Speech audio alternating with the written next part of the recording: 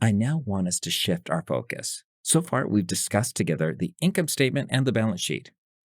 Our final focus is on the statement of cash flows. Cash is a really, really important asset.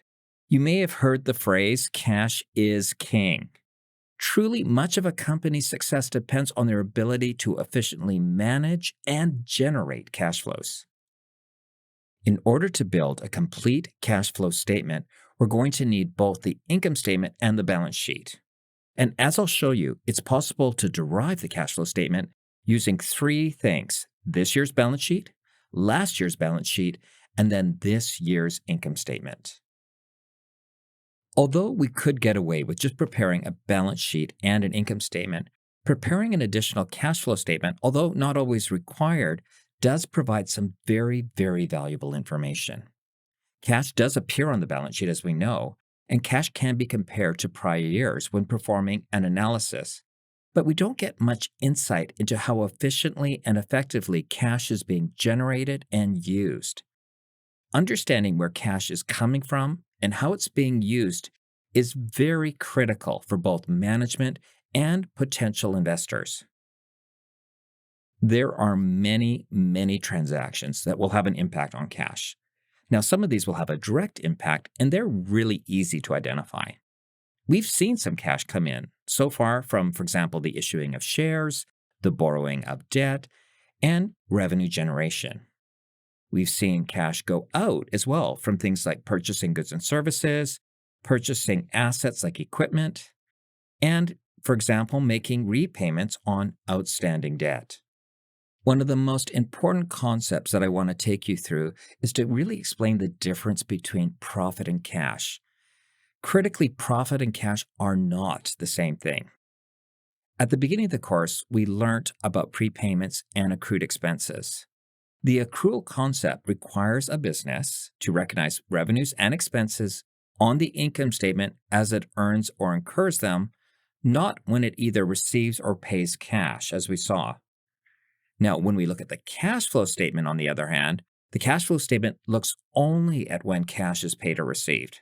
Let's explore why profit and cash are not the same thing with a tangible example. Let's imagine you were to buy a 5-day transit metro pass that costs $40, and you paid for it all with cash on Monday. Let's also assume that you use the travel pass every day from Monday to Friday. What would you say the daily cost of travel is? Let's say on Thursday.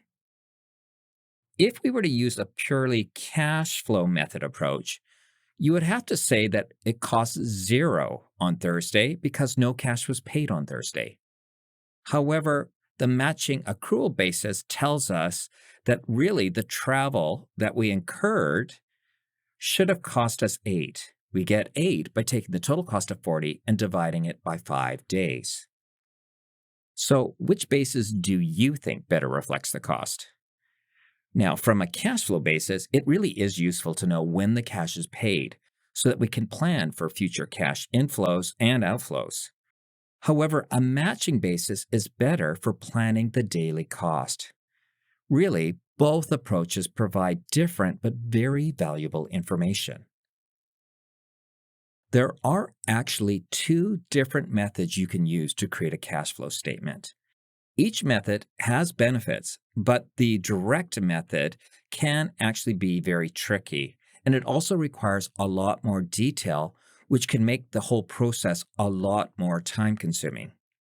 The indirect method talks about the impact on cash of management's decisions around operating, investing, and financing activities. I'll show you how both work and why most organizations prefer to use the indirect method. Let's explore together how the cash flow statement is different from the income statement. And we're also going to show you how you can actually calculate a cash flow statement using a direct method and an indirect method.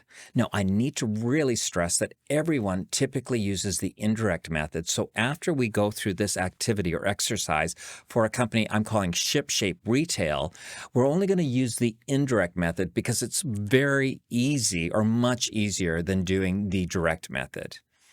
Now, let's explore 4 years of this business, and we're going to record the transactions to see how the income statement and cash flow are the same and also where they differ. So here we have a situation where in the first year, all the expenses and all the revenue are cash. We only have one non-cash expense, and that's depreciation. So we're going to record anything that's revenue or a cash inflow as a positive number, and anything that's an expense or a cash outflow as a negative number. Okay, so let's actually start with cash purchases. We bought cash purchases, which is an expense, as a negative number. That's a cash outflow, so that's a negative number. Our net income matches our change in cash. Now, our indirect method, what we do is we start always with net income, and then we make adjustments for what we call as non-cash items. And one of those is depreciation. So what I'm going to do is I'm just going to link net income in here. And you can see that after that first transaction, there's no difference right now between the income statement and the cash flow, and that's because all of our expenses are in cash. The only time they're going to diverge is where our expenses or our revenue are non-cash, or there are other non-cash expenses like depreciation. So let's do cash sales. Cash sales revenue is a positive number of 370. It's a cash inflow, so we record that as a positive number. And you can see we don't have to do anything with the cash flow indirect, because now with the cash flow indirect, we're only going to add items that are non-cash, and we make those adjustments. So we will do one, but it will be related to depreciation. We have cash expenses of 40. So that's an expense, a negative number. That's a cash outflow, so that's going to be a negative number. And so far, everything's matching, and that means that everything on the income statement is cash. I know I'm stressing it, but the key thing to remember is why does the cash flow and the income statement, why do they diverge? It's because of non-cash items. Here we have number 4, which is depreciation, which is an accounting entry, not a cash entry. So it is an expense, but there's no cash flow related to it. So nothing changes here. Now, what we want to do is we actually want to reflect adjustments that are non-cash, so we actually know what the change in cash was. And so what we're going to do is we're going to add back an expense that's non-cash. So now you can see that our cash flow direct and our cash flow indirect match. It's just two different ways to get to the same conclusion. Either start with net income and adjust for non-cash items, or just record the cash transactions, which we see with the cash flow direct. Now let's do it again with year 2. So now we have cash purchases of 280. So I'm going to go minus 280. That's an expense. There's minus 280.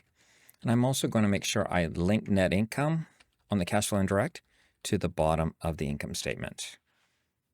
Everything matches. That's because everything's cash. We have cash sales, and our cash sales are 300. Our cash from sales is 300. Whoops. Put it the wrong sign. That's 300.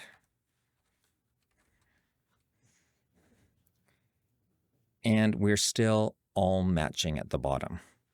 Now we have a non-cash item. We have sales on credit. So we have sales on credit of 170. So those are sales, but we haven't received the cash. So what we need to be mindful of is that those sales on credit is money owed from customers or accounts receivable. So because it's a non-cash item, in an indirect method, we have to adjust for that. And what we're adjusting for is any increase in accounts receivable is cash that really we should have had. So we're going to record it as a negative number because it's not cash. It's cash that's still sitting with the customer. So I'm going to record the minus 170. And you can see, therefore, our cash flow direct and our cash flow indirect now match. We have cash expenses of 50.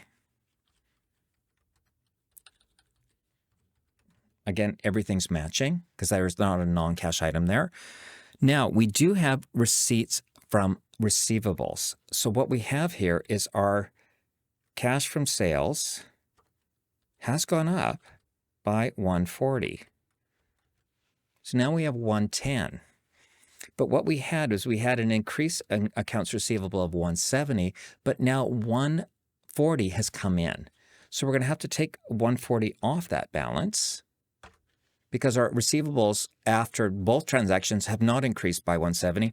They've only increased by 30. And you know we've got it right because the cash flow direct and cash flow indirect should always match. It's just two different routes to the same end. Now, we finally have depreciation. Again, we're going to have a difference now between the income statement and our cash flow. Our depreciation is going to be 55. There's nothing that hits a cash flow direct because it's not a cash flow, but we need to add back our depreciation of 55. We know we've done it right because our cash flow direct and cash flow indirect give us the same number. And now it's different than the income statement, reflecting that some things were received or not received in cash.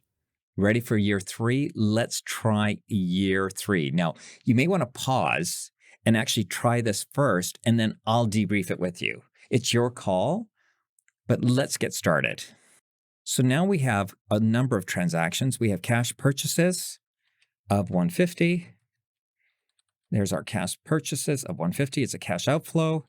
I'm going to start by letting net income get linked on the cash flow indirect to net income on the income statement. Everything's matching. We then have cash sales of 320. That's 320 cash inflow. We have 170. Our cash flow direct and indirect still match. We then have sales on credit of 310.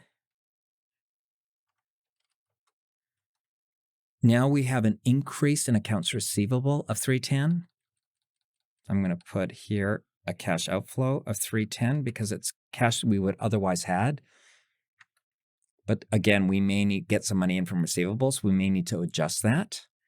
And again, our cash flow direct and indirect are matching, which is great.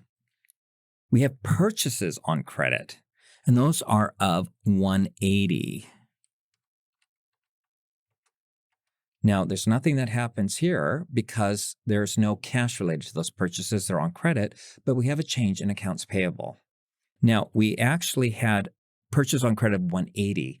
Now, the neat thing about this from a cash flow perspective is we're actually going to add that back because it is, we should have paid that cash out, but by not paying that cash out, we're saving cash. So I'm going to put a positive 180.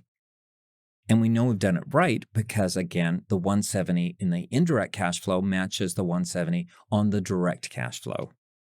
Now, we have receipts from receivables. So this is not hitting the income statement, but it is hitting the direct cash flow. We get receipts from receivables of 260.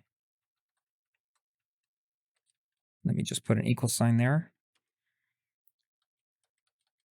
And what we have to do here is adjust our accounts receivable. So yes, they first increased, but then we actually got payments in. So we're going to then decrease that by 260 that we received because our increase in receivables was only actually 50. We know we've done it right because those changes in cash match.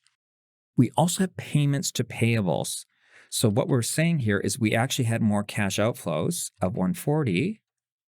Doesn't impact the income statement, but we also see that we said that we had increases in AP of 180 that was saving us cash. However, we did pay some of that cash out. So now we're going to be sitting at 40. Again, the good news is always check, do these balance? Because a direct and indirect cash flow should always come to the same number. Now, we have a couple more things. We have a cash expense of 70. That is a cash expense. So that's matching there. Good. We're still balancing. And then we have depreciation of 55. We know that's an expense, but we also know it's a non-cash expense, so we have to add depreciation back. And congratulations, the direct and indirect cash flows match. We've recorded the transactions. Let's try one more year. I encourage you to first have a go, push pause, and then when you're ready, I'll debrief it with you. Okay, so let's do year 4. And you're going to see I've added a separate column here, and it's because we have to be careful of our opening and closing balances of inventory. So we've done changes in accounts receivable. We've done changes in accounts payable. Now we need to think about changes in inventory. So let's start with cash purchases. And our cash purchases, we're assuming, by the way, there's no opening inventory. So I'm just going to capture that. And our cash purchases are 200. And our cash purchases are 200. That's a cash outflow. And I'm going to link net income on the indirect cash flow. Now, one of the things I'm going to capture here is that I'm going to sum these together. And I'll explain why I'm doing this, but I just want to make sure that our indirect cash flow and our direct cash flow, those numbers are matching, because that's a good check that we've recorded things correctly. So what we're going to do is we then have cash sales. That's cash sales or revenue of 400. We also have cash sales of 400. Good. Everything's still balancing. We have sales on credit of 410. So let me put an equal sign there. That's not going to hit the cash flow direct because they're on credit, but we have an increase in accounts receivable. And that has to be recorded as a negative number because it's cash that we would have otherwise receive that's still sitting with customers. Okay, so now let's go to the next one. We have purchases on credit.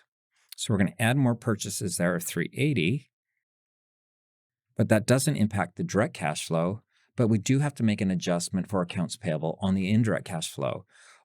This is going to be a positive number because we haven't had to pay the cash yet. We haven't had to have a cash outflow, so we're going to put plus 380. And we know we've done it right because, again, the direct and indirect cash flow, those balances at the bottom match. Now, we have receipts from receivables. This doesn't affect the income statement, but it is going to affect the cash flow direct method.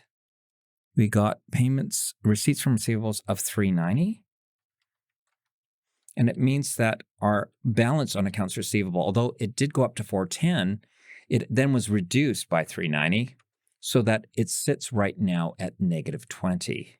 Again, the direct and indirect method match, always a good check. Next, we have payments to payables. Now, our payments to payables means it's going to affect our direct cash flow, and that's 360, cash going out, so it's a negative number. And it means that our accounts payable increase is actually reduced because we did pay 360 of it. So I'm just going to put an equal sign there and then minus 360. Great. Our change in cash is the same under both methods. We then have cash expenses of 100.